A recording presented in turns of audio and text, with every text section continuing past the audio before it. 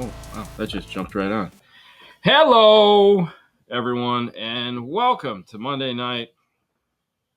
He's here, if nothing more than in person. Don't expect much from him. This is about all we're getting from him. So, anyways, we'll have a good time tonight. Welcome to the show. Hope you guys had a wonderful weekend. And, well, hey, the Kansas City pulled it out in the end. That was impressive. It was a very boring game. Both teams were very equally matched, so it wasn't a lot going on. The last 4 minutes, as always, was where the excitement was. The last quarter was the good one, for sure. Well, I mean, that quarter lasts forever. So, I mean, they pulled it out, so that's good for them. Oh, yeah. And, these guys, hello from Quebec. It's Quebec, right? Yeah, Quebec. Yeah, not Qua. It's Quebec. Yeah. Quebec. Yeah, I don't know.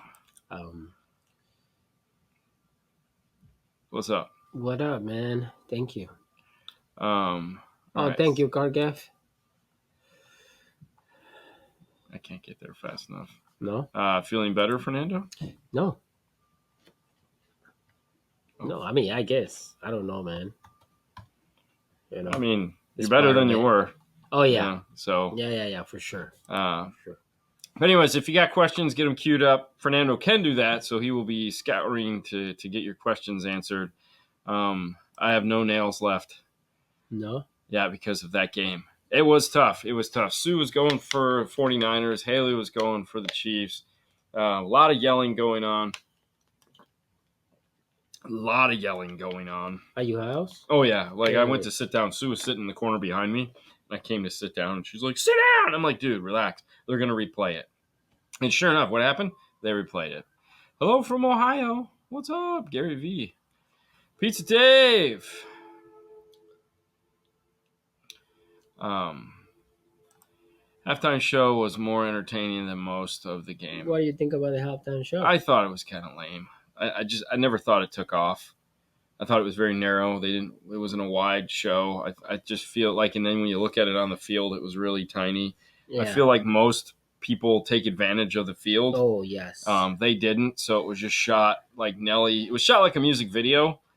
And they should have backed up some. Yeah. So for me, I was just like, whatever. Yeah. I mean, So it wasn't as bad as some.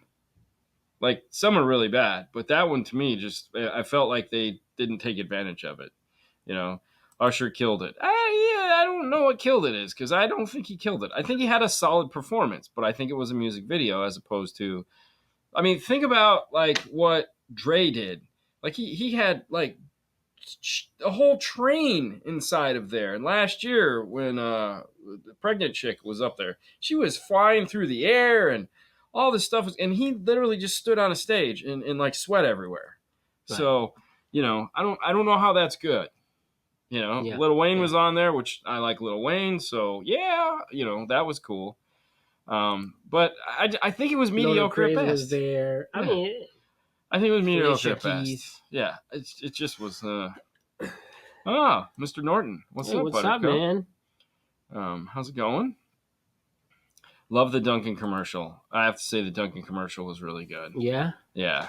Did you see that one? I didn't pay attention to the commercials, bro. This year it was how many cameos can you have in a video? So it was Ben Affleck, Matt Damon, and his wife. Yeah. Your girl. Yeah, Jennifer Lopez. Yeah. Tom Brady. Yes.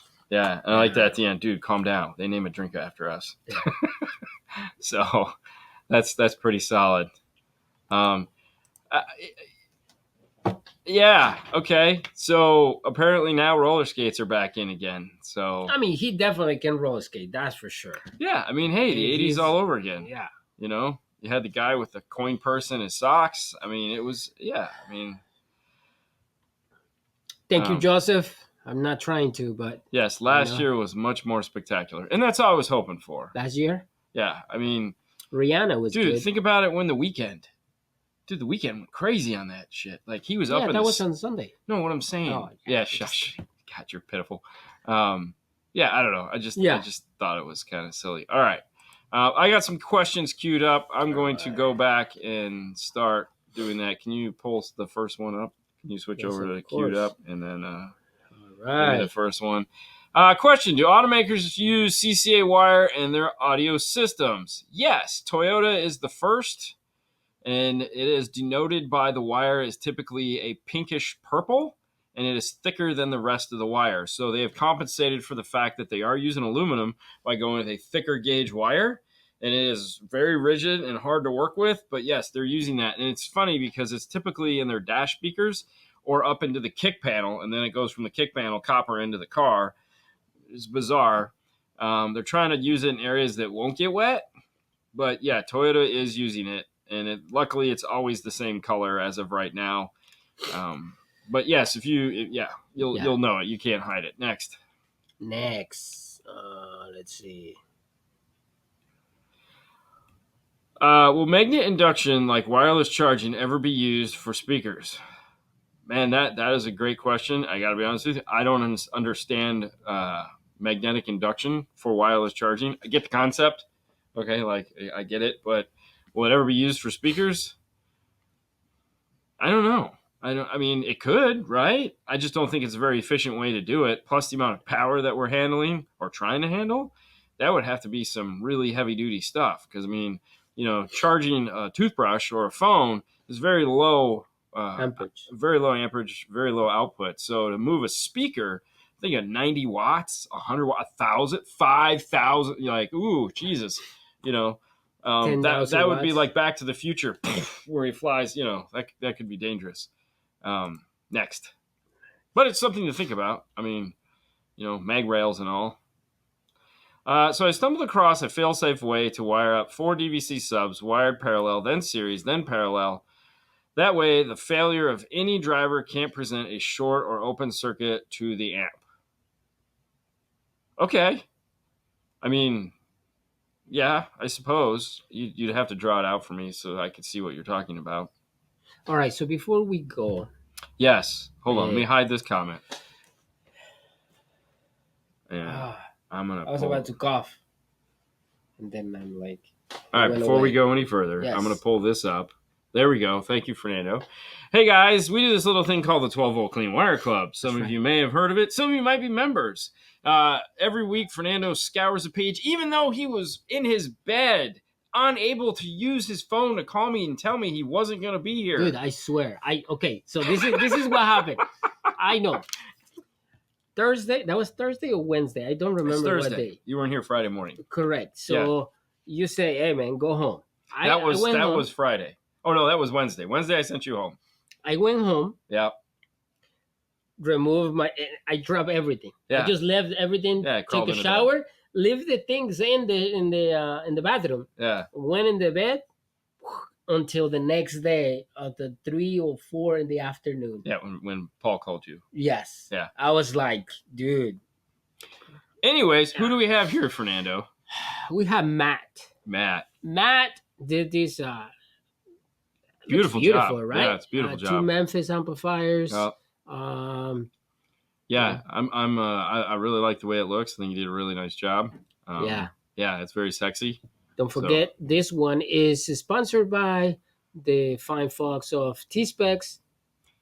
And Tsunami. There you go. Yeah. You can find them at their T-Spec online, Tsunami online, or just head over to metroonline.com and you can download the catalog and see everything that they make in those lines that would make your installation more pretty. Take a drink, bro. See, that was too much. It was too much. I know. I was surprised you did it, really. I don't know what you were thinking. I tried. And with that, too, let's pull up the first one. Having that smell of the paint really doesn't help much either. I guess. Audio Control has finally come out with enclosures. Finally. For those of you that are looking for a premium subwoofer with a grill in a pre-made box that looks super sexy, you can head over to audiocontrol.com and check them out. We have the loaded sealed enclosures. Lock the door while you're up. I'd lock the door. Oh, you locked the door? Oh, don't show that. Why not? You can't show that.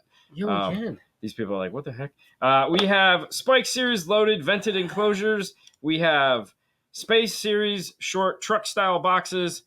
they're pretty awesome. We got the opportunity to play with them when they were still in the prototype phase. Hopefully we'll get our hands on a new one. But yeah, they're pretty sexy. Go check them out, audiocontrol.com. An ever-expanding catalog of products for those guys. It's really nice. Yeah. Okay. I listened to the Bronco. That was pretty good. Yeah? Yeah. I'm happy because my little pieces of the stingers are in there. So, Yeah. I just knowing that I could do some little part, the little controller in the front and the little acrylic pieces in the back. Yeah. But anyways, all right. What do we got next? Hey guys, I have a question. A friend of mine has a brand new Lamborghini STO. Would you guys take that in your shop and do something with it? What is an STO? Probably not, only because it probably wouldn't fit in the install bay. The problem we have is that with lowered sports cars, we can't get it in over our ramp. Corvettes are, as long as they've never lowered them, we can get them in. But sometimes you guys have seen us work outside. Those cars are typically way too low, and then we would scratch the carbon fiber bottom, which I don't want to do. So probably just the answer would be no, out of sheer it won't fit. Yeah, kind of a bummer. But that doesn't mean you cannot work on those cars. No, it would be stuck outside. What would be the most cost-effective way to reduce noise and sound deadening your vehicle? Turn the stereo up louder. There is no cheap way to do sound deadening, man. It's just what it is. If you want to make it quiet, you gotta do the work. Spend the money. You gotta spend the money. There's no cheap way. I mean, you can take and you can fill body panels, so the inside of the car, you can fill those with polyfill to suck up that area. But without doing the doors and stuff like that, you're not gonna really do all that well for cutting down on road noise. Right. But if you're looking for a product that is expensive and pretty awesome, check out the Black Hole Tile. It's made, and it's these little panels that are designed to stick inside your door, and they're like 1.5 inches thick, and they are pretty awesome.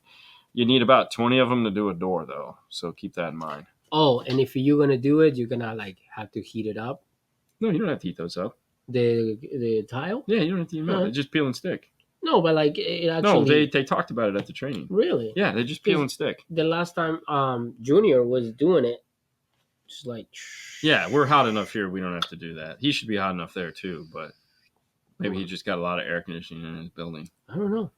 I know how I he was is. like, do you have to do it? He's like, yes. No, you don't. Good. Yeah, no, they were talking about any of that. Hello from Maryland. Very nice. Stop by Absolute Electronics. Great group of folks. Top quality products. Thanks for sharing. Hey, our boys, our Ada and the boys at Absolute Electronics. Yeah, go hit them up. They do great work over there. He's a workaholic. The installers are good. The owner, not so much. Yeah. You have the Vegas vid. Exactly. Yeah. Yeah. I don't know how Sue got it because she wasn't there, but unless you were kissing Sue and I didn't see it happen, I don't know. Maybe. Yeah. It could happen.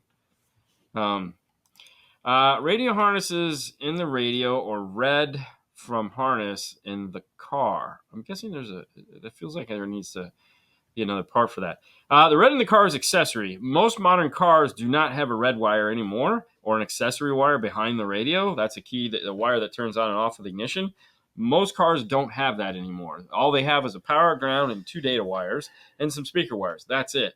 You do need a smart harness in order to integrate into most modern cars. That would be something like an RR, Radio Pro, an access piece. All those things are designed to talk to the car and provide those things on the output side. Oh, this is pretty cool. Look at that. What? Hang on. Hi, Mary Lou. What? Okay. Oh, sorry. Yeah. What is this? Hi, car gift. Oh, look at her. She is bored. Right?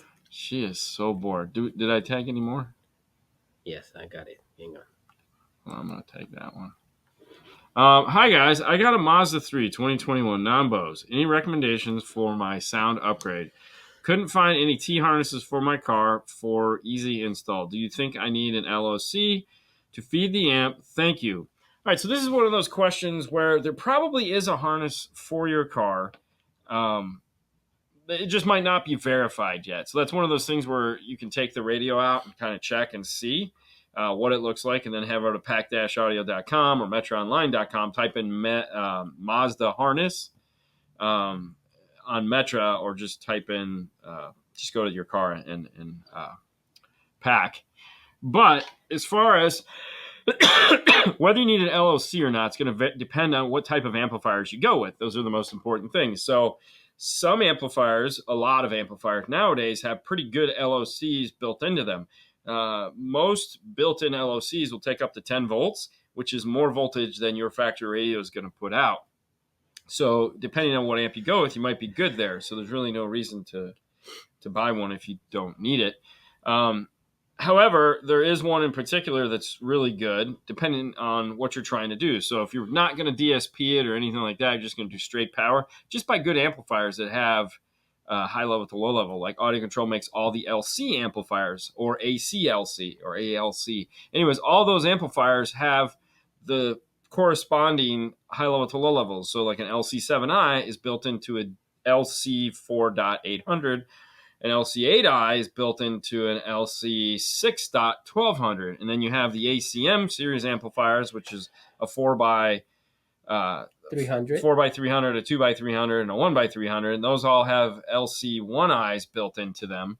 The sub-amp has an LC2i Pro built into it. So they're built into those audio control amplifiers, which makes it really cool. And then you have the Ds, which have DSPs. Now, any DSP amplifier you're going to buy more than likely will have adequate high-level input, because they're kind of designed with the idea of you're going to connect it to a factory amplifier and rock on, so you don't need to add anything. Some of those will have as much as 20 to 40 volts of input, way more than what you're trying to do there. So it really just depends on how much you want to put into this. Like, for example, this Ranger here behind us is getting what we call the Haley system. So it's getting a kicker key 200.4 that is going to power a set of speakers and the door and dash, so it's a front stage upgrade only. And then he's getting a key 500.1 to power a subwoofer that's up underneath the seat. So it's getting a really nice, affordable system. They have Morel mids and highs. It's going to sound fantastic for a reasonable amount of money. Very reasonable. So this is like our, like we said, this is the Haley system. It's very nice. So something like that. Now, if you want to go full crazy, obviously, there's plenty of amplifiers out there to choose from. Arc Audio has the Blackbird, which is 8x110 with a full DSP built into it, which is pretty awesome. Moscone has all the Pro series amplifiers and the 1 series amplifiers. And there again, it's just going to depend on what you're trying to do. Yep. Thank you for the 20. Thank you for the 20, man. Hey guys, question. I have a 2019 Tundra and I'm looking to put a mid-range system in it, replacing component speakers, JL Audio Stealth Box, and an Alpine F511 head unit. Quotes are around $10K. Wow. Does that sound fair? Thank you for your time. Okay, couple things. No, it sounds a little high. It sounds a lot high. I don't know there again, don't know what you're going with, but I just told you what we're putting in this. Now, Tundra, as far as the stealth box goes from JL, it's a great box, but there are better boxes that are cheaper. So, for example, Fox Acoustics makes a fantastic box for the 2019 Tundra that we do all the time, that gets down and just smacks the shit out of stuff. Okay, it's the easiest way to put it. Sorry for the profanity, but it is awesome. You can put actually, that might even take a full-size woofer in it, not a shallow mount. As far as the radio goes, 511 and all that, that's a good chunk of change for sure, because it is the bigger screen. So I could see that with installation probably being between $2,000 and $2,500, but that's a lot after that. I don't know where you live, but if you want to give us a call and get on the list. No amplifiers. Well, who knows? I'm sure there's amplifiers in it, but if you want to give us a call, give Paul a call, get on the list at some point in the next week or two, I'll give you a call back and we can kind of go over what you're looking at. If anything, we can give you other ideas that might make more sense for you. Obviously, we do a ton of Tundras, but $10,000 unless they're putting C7s in there with VXI amplifiers. Now, if they are, that would make total sense. Yeah, because that stuff is super expensive. Right. At that point, I would probably talk into something else. Not that there's anything wrong with those. We don't sell them, so I'm talking into something that we sell. All right, let me pull this one up here. What does the PAC TR4 used for? Ooh, yeah. So we actually did a video on this. It was the TR4, the ING3, and there's one more weird piece that they make. And essentially what they're all designed to do is create an accessory of some kind with some kind of magic happening on the other side. So for example, a TR4 is a low voltage trigger. So what it's designed to do is you tap it to a speaker wire. All right. So we've talked about DC offset a lot. DC offset can be measured by taking your digital multimeter, attaching the positive probe to the speaker lead, the negative probe to the car, putting it on DC on the meter, and just turning the car on. It should read between 3 and 6 volts. That is DC offset. That is what high level to low level auto sensing is using. It's using that DC offset. It's super reliable. It works every time. It does exactly what we need, and it doesn't hurt anything. So a TR4 is designed around doing that. So an application you might need that for is in, let's say, a BMW. Older BMWs don't have DC offset that's usable in the subwoofer channel. So when you hook it up, the amplifier will turn on, but then turn off, which kind of sucks. So what you typically do is grab a TR4, tap one of the other speaker wires, and then use that to generate your remote turn on. An ING3 works off of 12 volts. So you hook up power and ground, and then it has an output. And what it's looking for is when the car is off, it sits at 12-ish. And when the car starts, it goes up to 13.5 to 15 volts. And that is telling, hey, turn on. And then when you turn it off, it stays on for 10 seconds and then shuts off. What it was designed for is stop-start vehicles, so that when the car shuts down and the voltage drops, like overheads and TVs and all that stuff wouldn't shut off because of that. So this actually provides a more solid output. So it wasn't just used to turn on amplifiers. It was actually used to turn on like products. So it handles a decent amount of amperage. Not crazy, probably nothing more than 10 amps, maybe 5. But both of those are designed around, they're just things to have in your pocket so that if you ever run into a problem, one of those is going to solve your issue if you can't find some form of accessory, which is harder and harder to do in a modern car. Junior says hi. Hi. Hi, Junior. Hi, Giovanni. Yeah. Oh, Junior. Is this Junior? Junior. Yeah, Junior. Junior? Yeah. Junior. Where's Giovanni work? With Junior. Really? Giovanni, Herman. Really? Junior. I didn't know that. Really? Yeah, I didn't know that's where Giovanni worked. Yeah. Oh. Dang, Giovanni, you got kicked to the curb, bro. They didn't take you with them. They took Junior. They picked Junior over you. What the hell? I'm just kidding. He's way better than you are, man. You suck, bro. Just kidding. He's going to come up to me, stand like this tall, and be like, bro, what you saying to me? Exactly. But we're gonna hang out in few weeks. Few weeks. Yeah. Yeah. I always tell the story. It was kind of funny. I'm gonna hide that. Yeah. When we were in, we can change that one. Yeah. When we were in Indy the first time, our good friend Ricardo, Monster by Hell, was he's like the fan favorite for the Latinos because he's the guy down in Mexico. He's the tallest guy. And he's also the tallest guy. He's a 6'4" Latino. Okay, like he intimidates me. I'm like, hey, what's up, man? Yeah, exactly. And all his buddies are the same size, except for all his buddies. And so what I would do is I couldn't find him. I'm the shortest one, and so I just looked for Ricardo, and then I Thank you, buddy. Panned down, and I found them all. 20 days. Dude, don't even say that, bro. 20 days until MasterTech Expo. Oh, my God. We have so much to do. Maybe I will stay tonight and finish lasering that just to, Did you guys already pick your team? Who's going to win? Oh, that's a good point. We talked about, like, we're going to have the teams where you guys are going to win something. It's going to broken into 2 things. We'll probably save it until we get closer, like maybe a week out. We'll have you guys vote because if we talk about it too far out, everyone will forget and all that. So we're going to have a prize for you guys that don't get to go, and then we're going to have a better prize for the guys that get to go. So if you're going to MasterTech Expo and you didn't make it on one of the build teams, which is understandable because there's only 12 guys, don't worry, we're going to have something for you. We worked a deal with Rockford Fosgate, and we're getting an amplifier from them that I'm going to have all 12 of the guys, plus Brian and whoever else, sign it. And then what we're going to do is we're going to have it on display. There'll be a box, and you just write down what team, then whatever team wins, we're going to pull out your name, and you're going to get this awesome autographed 5-channel amplifier from Rockford Fosgate. Very cool. That'd be really cool. And then for the rest of you guys, I'll put together a prize pack and send you something out. Because I couldn't get Rockford to do it. They were like, well, we'll do it for the guys that are there. So that's fine. I'll get something cool. Maybe an IRTA2, clean wire ruler, some other stuff. We'll put together a cool package for you guys. Something that we have in there. So, sure. Lord knows we have enough crap. This for sure.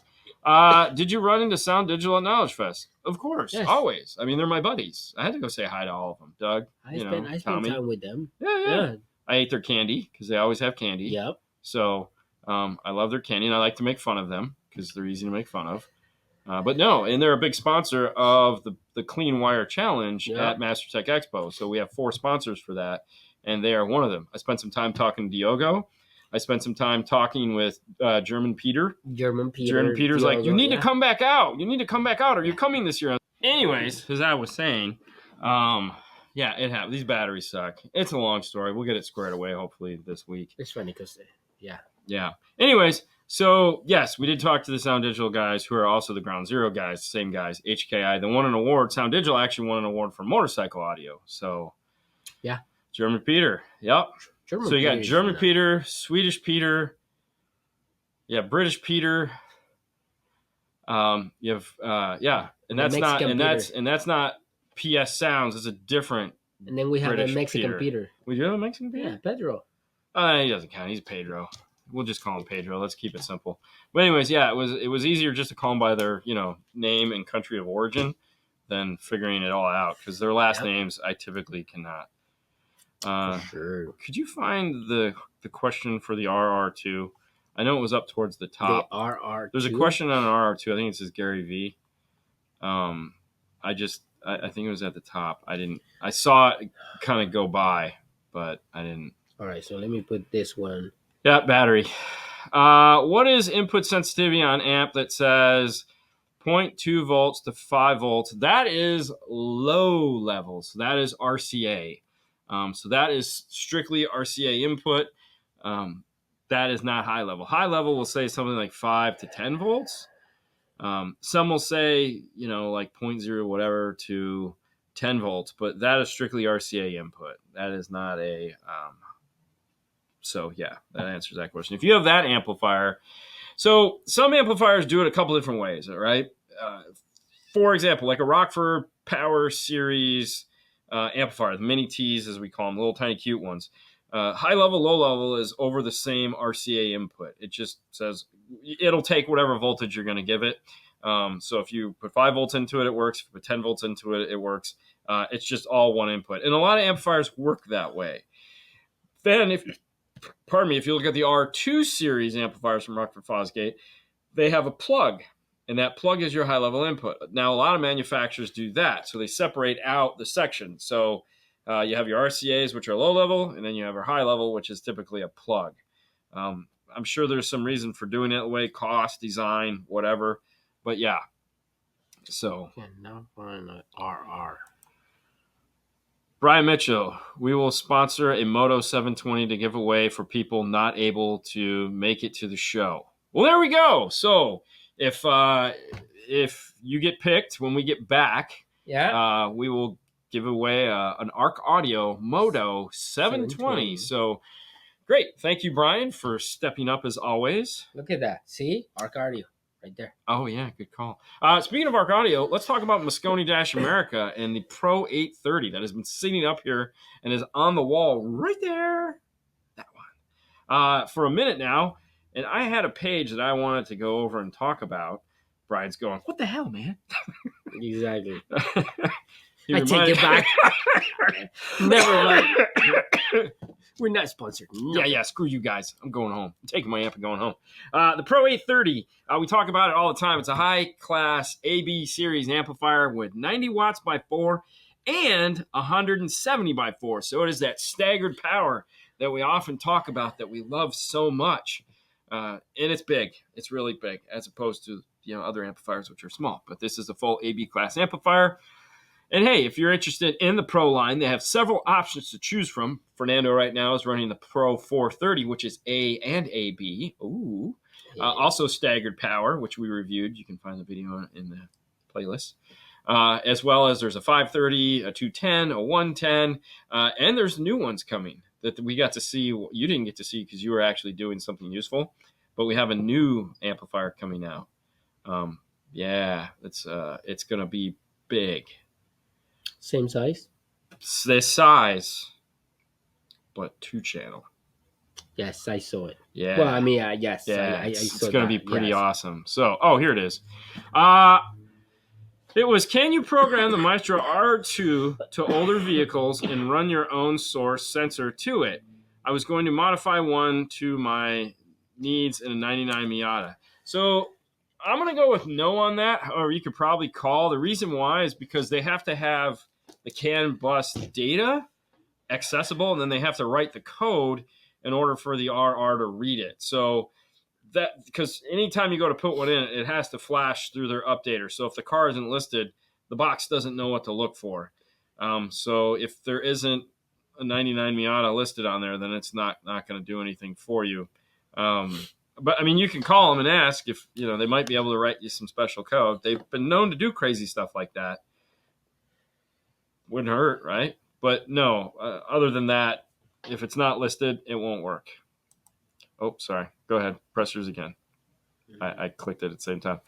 Have you compared the Mosconi 410 against the 430? Is there a big difference? I'll be using a late carbons, mids, and tweets on it. Yeah, there's a huge difference between a 410 and a 430. A 430 is specifically designed for channels 1 and 2. It's an A. Breathe. Just calm down. It's specifically designed to run A class for a set of tweeters, or like a small mid-range and a tweeter. And then channels 3 and 4 are AB class, designed around running either a set of small mid-range or a set of mid-bass. And Fernando's car, he has it running the tweeters. Oh, answer it. Just see what he's got going on. Apparently he doesn't know we're doing a show. All right. Yeah. Hello. What's up, buddy? How are you, man? I'm good. What are you? We're just sitting here chilling out. What are you doing? Oh, you guys are both there. No way. I'm not even calling you about work stuff. I'm calling you to be kind of. Well, that's good. We're live right now on our show that we do Monday night. You're in the live, man. Oh, yeah. I hope you don't have me on speakerphone. No, not at all. Not at all. Well, say hi to everyone. Say hi to everyone. I'm going to kill myself. All right. I'll talk to you later. Bye. Bye, Josh. Hi, buddy. Anyways, as I was saying, so yes, there's a huge difference between a 430 and a 410. The other thing, too, is the 430 uses their most modern topography, I guess would be a great way to say it. So if you're looking to power something like a 6 and a tweet, or so it's for the most discerning taste. So yeah, it is a little better. It's a lot better. But yeah, okay.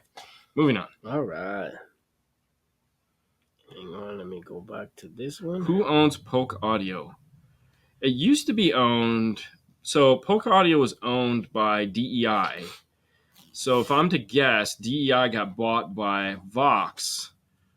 So, and I'm sure it went with them. So if I was to guess, Polk Audio is a Vox company now. Good question, though. I honestly don't know. But that was the transition of things, because DEI separated itself from there a lot. Like, you didn't even know they were owned by the two of them. So, you guys ever sold Polk Audio? I mean, not in any capacity like a repped product or anything. It's like every now and then you go buy their speakers because they were Marine, but they weren't. Mm-hmm. Is it weird to use the Kenwood 7-inch components in a 3-way active setup? I have an Audio Frog GS25 mid-range in the dash, and wondering if the Kenwood 7-inch door speaker would be good mid-bass with the GS25s and the GS10s. So the only concern I would have in that is they're two totally different designs. And yeah, it's a great mid-bass, and it probably will work, but that's the thing. It probably will work. The efficiencies could be off. Now, if you're putting it on a DSP, then that'll give you a lot more leeway where you can actually push some. to make sure that it blends well with the audio frogs. Well, I'm guessing when he says a 3-way active setup, I mean, I'm guessing you have a DSP. I mean, I'd hope you have a DSP. Right? I mean, I don't know why you wouldn't just get the GB series. I mean, I get it. You're trying to get more mid-bass, and it's pretty reasonably priced.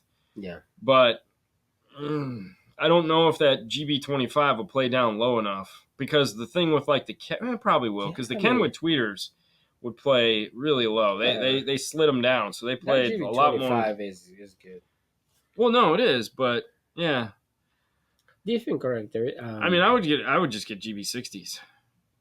Okay. I mean, no, I'm just saying. Let's go spend more money. I'm just saying, I mean, that's the best. Well, that's one of the best, if not the best, mid bass on the planet. My scenario will be like, if you already have them, try them. Well, yeah, right. And if you feel like no, it doesn't sound right, well, I mean, then yeah. But in the back of his mind, he's always going to know he wanted those GB60s. Oh no, and he settled on the Kenwoods. Right. At least I would, and that would drive me nuts. So, don't settle. Never settle. Oh, this is a good one. Reason why I can't hear volume from stereo till I hit 20 on volume. Ooh, I love this question. People that actually pay attention to this are my favorite. They understand that there is things happening. Okay, they don't know why, and they don't know what, but there's something happening. All right, so this happens a lot in Fords.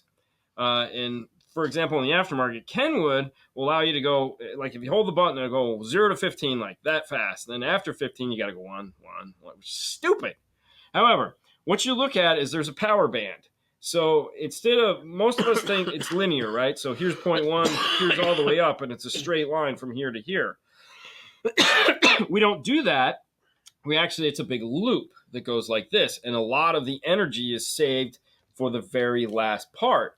The reason for that is a psychological thing most of the time, because most people, they start turning the dial, and eventually they just go, it's a big number. It's big.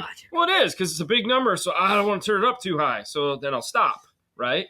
Not realizing that you can keep going. So they build that in so that you can have more adjustments on the lower end side, which I don't understand either. I want to get to the end. But yeah, it's because the power band is shaped more like a weird, half U. So majority of them, it's like from here to here and then here to there. But yeah, and there's really no way to fix that and make it not suck other than going with like an aftermarket radio. You good? Okay, yeah. Okay. Hello. I have Audio Frog GB60s in my doors. Sound treated, powered by a Sony ESX-M8. That's 100 by 8. Yep. Crossed over at 80. Will bridging it to 330 watts per channel be too much? Have you installed ES amplifiers yet? We've installed GB60s. We have the ES amplifiers, but I have not found anyone to purchase them. Mm-hmm. I haven't really tried to sell them, but we have them.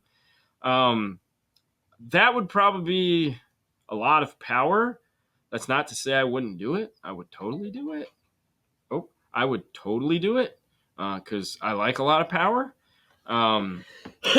Keep in mind, it's very important when you do something like this to make sure you get the gain structure on point and have the crossovers like perfect, because you're stepping up into race car category, and you don't want to blow the engine, which in this case would be blowing the speakers. Will they handle it if properly crossed over? Probably.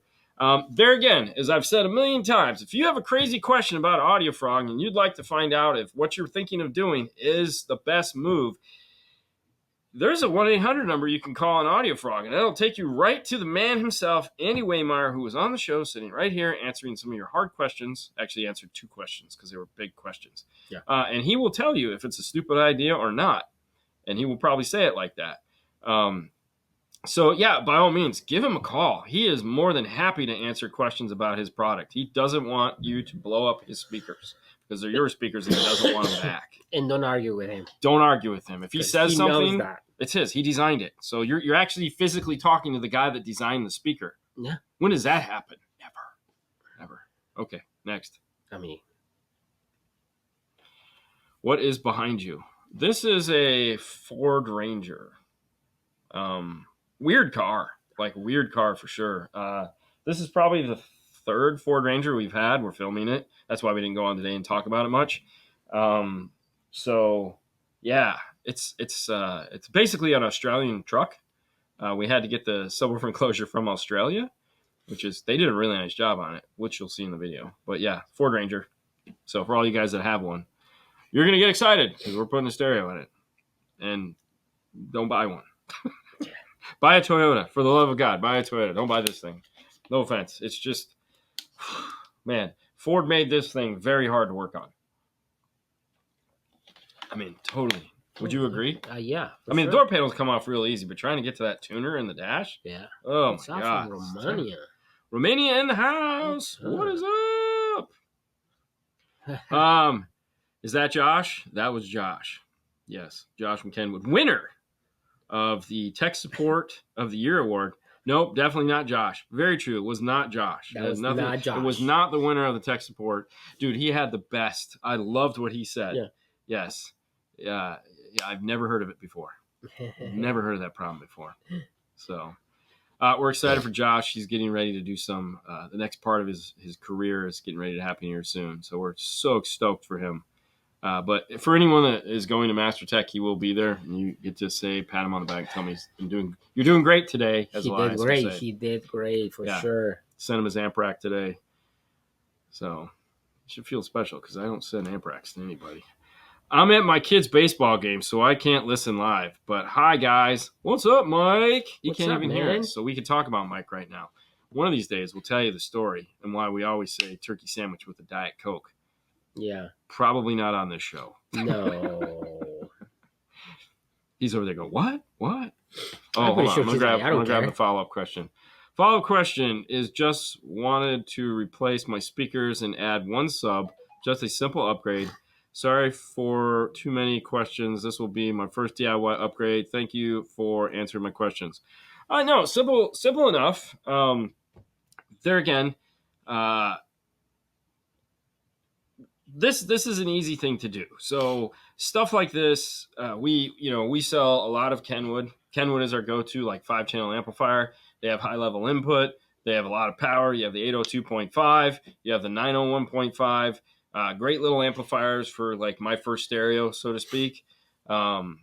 Small, compact. The 802.5 is the tiniest little thing ever. There again, onto the other one. This is getting the key system, which is fabulous.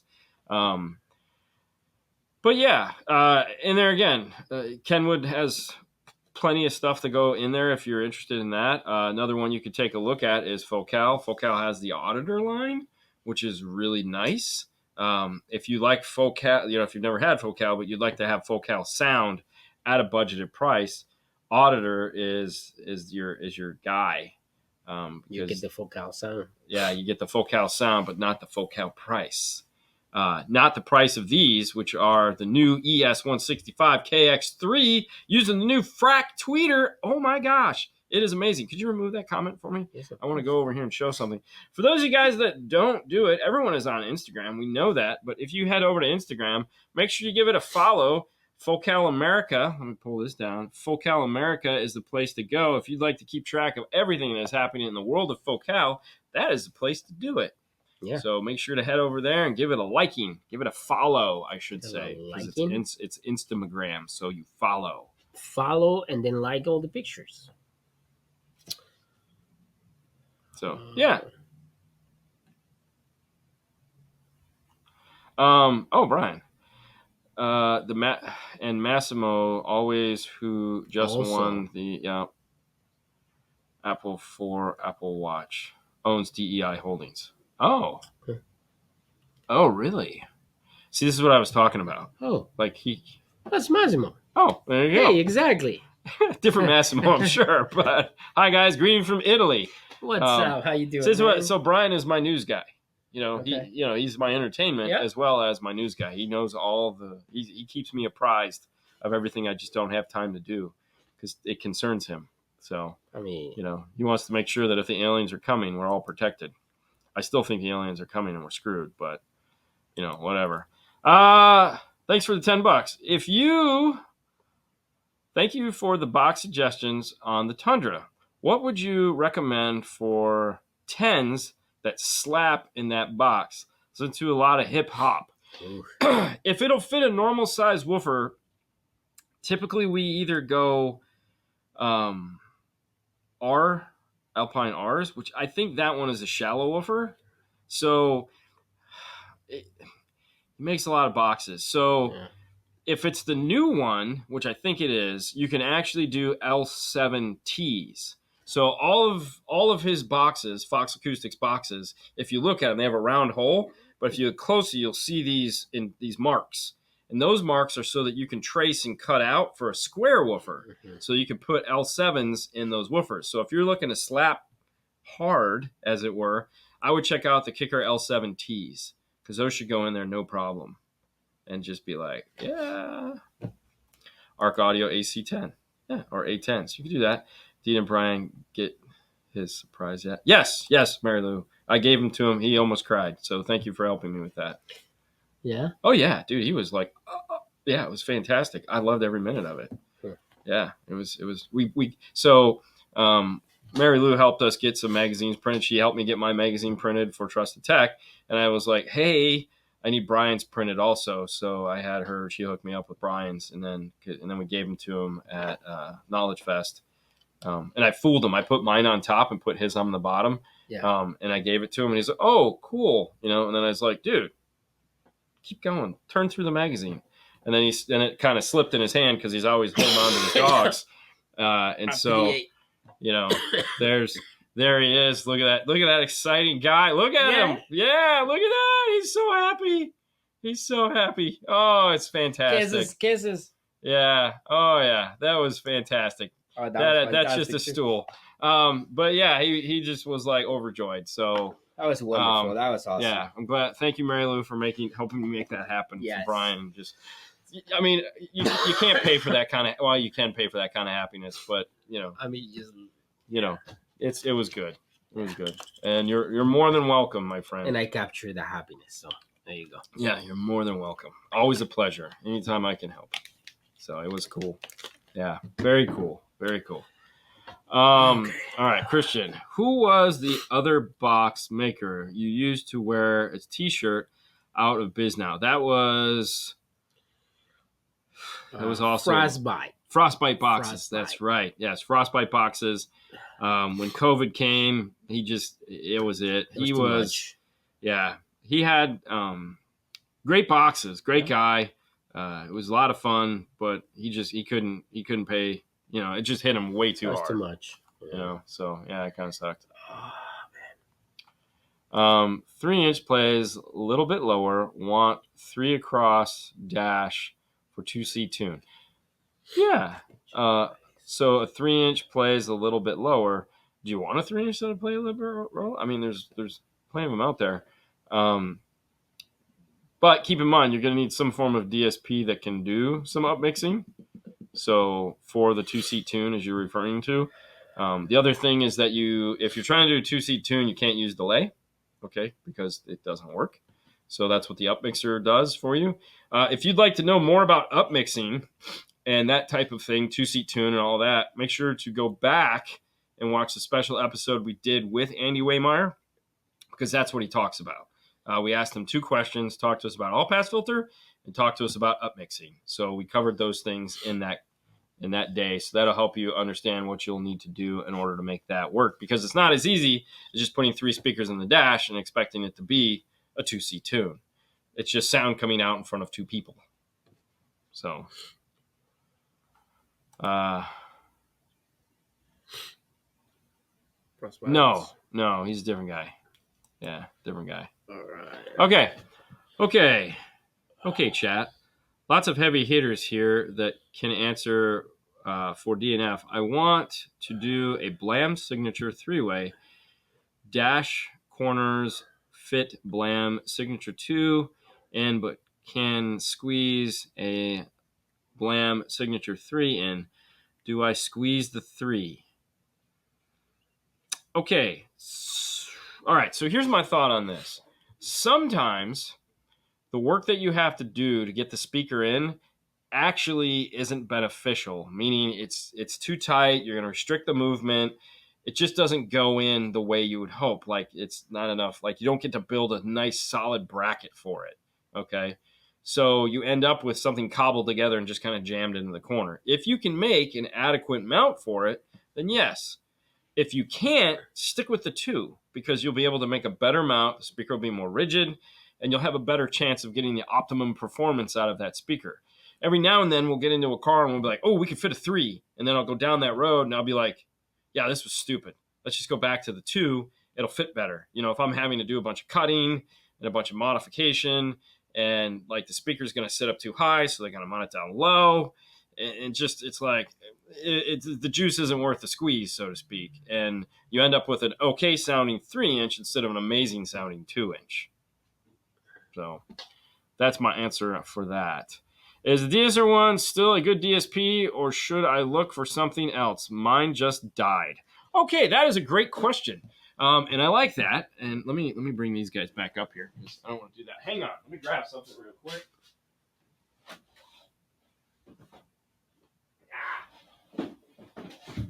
All right. So if you have a DSR1 and you're ready for your next DSP, like you've tapped it out, you've done everything you can, and you're like, man, I'm ready to get into the big boy DSPs. This is the Arc Audio PSM Pro. Now, the reason why I bring this up is because this is it here. It's a little tiny DSP. It's super small, but it uses the same identical plugs as a DSR1. Okay?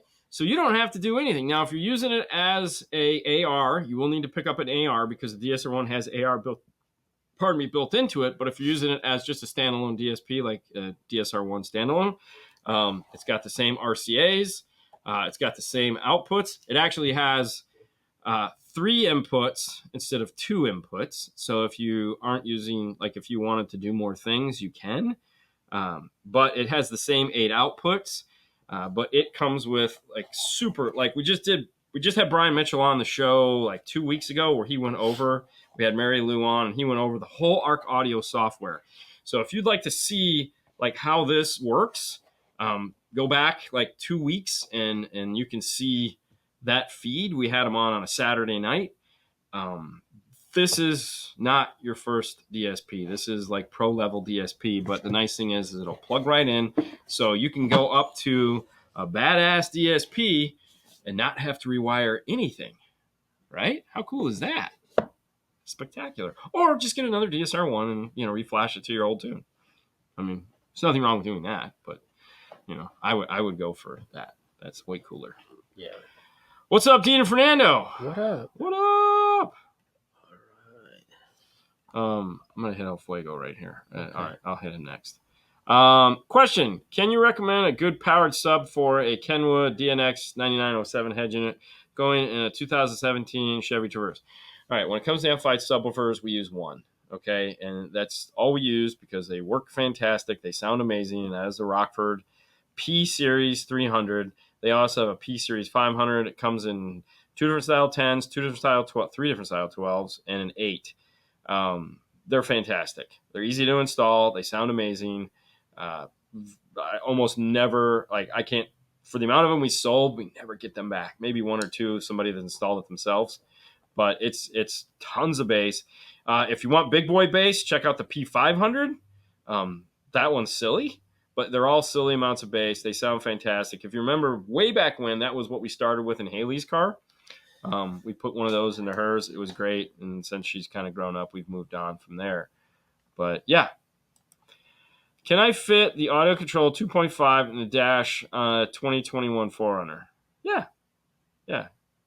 Might not be easy, but yeah, it should fit. Actually, that should drop right in for the most part. But yeah, it'll fit. I can't say. Damn it. What? Nothing. Can't talk about it. Okay. Anyways, and here we go. P300 is amazing, even better with DSP. Yes, we like to use it like in the again, like in a Haley system where it's a budgeted system. We'll do a small DSP 8-channel amplifier, so we can do like so. For example, we have a Honda Accord that I was talking with a guy the other day, and we still have some of the original Prima amplifiers, which is like 30 by 8. And so he has a 100 chord. We need 6 channels of input because we need to retain center, sub, left, right tweeter, left, right, mid. And the plan is to use a Prima to go tweeter, bridge 2 of the channels for the mid bass, so we get more power to those. Add one of the channels to power the center channel and go out because it has a 9-channel DSP to a P300. That gets us a fully DSP'd system for a reasonable amount of money. So, Dean full of things that he can't talk about. Yeah, it sucks sometimes because it's like, but I get it. You know, we don't want to steal their thunder, but it's cool. Have 2 Rockford Fozzy T112 subs on an RF 1.1500 sealed enclosure due to space. What if any single 12-inch sub could I pair with the 1500 amp to max out performance and maybe save some more space? You're not going to find, so you're not going to find anything in that category that is going to save space, as it were, because that is a gigantic woofer. The only thing you could replace it with is another gigantic woofer. So, like, if you look at Kicker, they have the Q class. There again, it's a gigantic woofer also. I don't think it'll handle the power that those will handle. Then you have like Sundown and stuff like that. Those are gigantic woofers. If you're trying to do mega bass like that, and there again, even if you scale down to like 410s, you might be able to do 4/8s. Yeah. But you're still going to have a gigantic box. So less bass. Who wants to do that? Nobody. No. Yeah, nobody. That's so bad. Thank you for the $5. After blasting, what is that? My Kenwood $300 radio and stock 05 speakers. I realize it doesn't sound very good. Speakers or DSP first? Speakers. I would definitely go speakers. More than likely, the speakers suck. The radio should have, all Kenwoods basically have some form of equalization built into them. That's pretty good. So I would get some real speakers in there. There again, you went Kenwood. Kenwood speakers make really nice. Earlier, we talked about Focal. Focal has the, so in that same category that would work well as amplified, you have performance line, 6 and tweet, which sound phenomenal. If you want to go like shoot your budget, which you probably don't, but if you do, check out the Slate Fibers. I skip over Access, not a fan. But you have Auditor, very nice. Performance, better. I skip Access and I go right to Slate Fiber. So there again. And then if you want to go crazy exotic, you can look at Morel. Morel has the Maximo HE. Yeah, 602 HE, which is the affordable version. Or like, yeah. So, Lino, what's up, Lino? What is up, man? Hi guys. Did you see the sub at Knowledge Fest? What are your thoughts? So for those of you guys that don't know what he's talking about, yeah, put my hand right in that sticky goo. That was this guy right here. This thing, crazy looking woofer. This does no, it was insanity. Very impressed. I was impressed with the way it looked. I didn't hear it I hear one of the Did you wireless hear? subwoofer that they have, which is weird. And that was in a cabinet. Yeah, that was in the cabinet. So that was like a loud. phone booth. But yeah, I mean, I'd be interested because it's like this deep. It has these little magnet rings that are inside of it. It's that go open. Around. It's open air. It's open. It's got like a bottom. 5-inch voice coil. It's super huge. Mm-hmm. It's something that we've never seen before. So the guy that designed this, really smart dude, bored, decided to come out with something cool. Our buddy Rich at rvdfl.com was working with them. He's not going to be distributing it now. They want to go conventional sales rep, whatever. I would love to get my hands on one just to see what it can do. Because it was super unique. I've never seen anything like it before. Now that's, it's funny because there's people that are already giving it like crap. Thank you, Mary Lou. They're like, oh, how can it do this? How can it do that? And my they make all these cool claims, but my thought is, we've heard magic before. Like, we've heard things that you look at and go, none of that makes any sense. And it's like, he'll be like, this is the dumbest thing in the world. And we get in there and we're like, holy, that's amazing. Kicker key. prime example. Like, we had no idea that would do what it's done. Look how successful that's been. Right product, right time, right amount of features.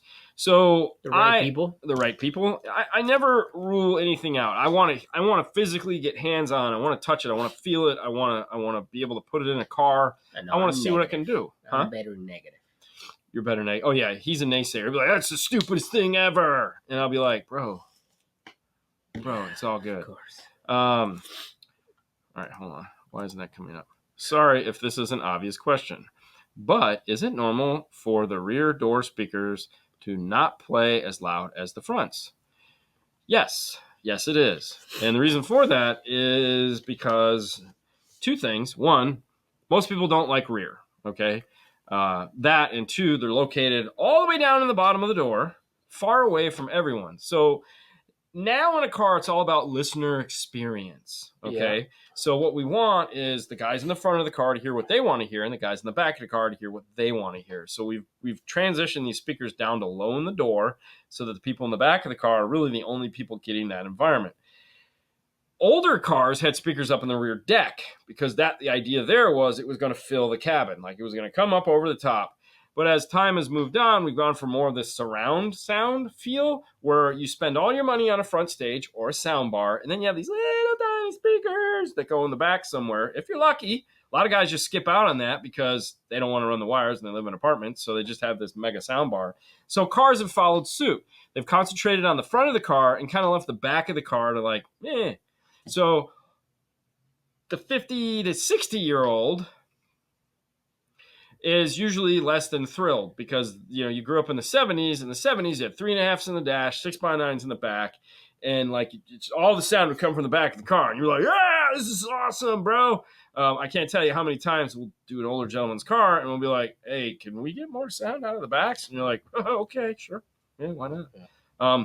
But that's by design. So yes, it's not crazy. It's just what we've gone to. Now, if you get an aftermarket radio and put it in there, you can always fade it to the rear because in an aftermarket radio, they are putting out the same sound. In a factory radio, typically the rears are crossed over and aren't playing as low as the fronts. So it's more of a mid-range sound, not a mid-bass sound, because they're trying to keep the sound stage up to the front of the car and not in the back. We showed this in one of the videos we did for the IRTA2 when we were talking about, which is our electrical 2-channel RTA. And we had a Dodge Ram, and we connected to the rear 6x9, and we connected to the front 6x9, and we could toggle, because it's 2-channel, between them, and you could see how the front played bass and actually looked really good, and then you switched to the rear, and the bass rolled off, and the volume went down. So, yeah, it's just by design. It's silly. All right, let's go. Oh, wow, that's it. Hey, guys, I'd like to thank our sponsors, Audio Control, Focal America, as well as Gladen and Moscone. Make sure you head over to their websites, give them a like, give them a thumbs up. I don't know. Go check them out. If you're trying to build a stereo, they all have products for you. Go check them out. That's all we got for you. It is Monday. We went 3 minutes over. It's pretty amazing. We're really on point. We're having a good time. So hope you guys liked it. I know, bro. I know. Dude, you guys are crazy. Like, dude, they stayed out till 7 o'clock in the morning. I know. That's crazy. And then he had his alarm go off at 9 o'clock, John. I'm like, I was all set to sleep in. And he's like, are we going to get up? And I'm like, yeah, I'm up now. Your alarm, he uses snooze. I shut the snooze off because when my alarm goes off, I know it's time to get up. But anyways, thank you guys so much for tuning in. Make sure to follow us on Instagram. You can see what's happening in the install bay. If we didn't get to your question, we can answer it there, as well as this Saturday. Saturday, we do another show, so you can ask questions there. Hope you guys have a wonderful rest of your week. Congratulations to the Chiefs because, they pulled it out in the end. I don't think they care if I congratulate him or not, but he's happy they won. Haley's happy they won. I don't give a boo. Right. We'll see you guys next time. Bye, guys. Bye. Fade to black.